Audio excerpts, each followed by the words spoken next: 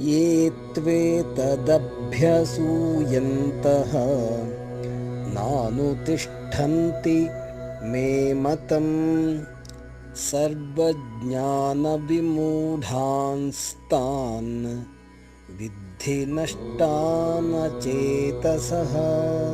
ये त्वेतदभ्यसूयन्तः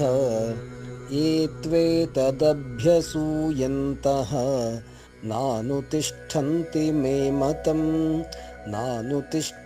मे मतम् सर्वज्ञानविमूढांस्तान् विद्धि नष्टान् चेतसः। ये त्वेतदभ्यसूयन्तः नानुतिष्ठन्ति मे मतम् सर्वज्ञानविमूढांस्तान्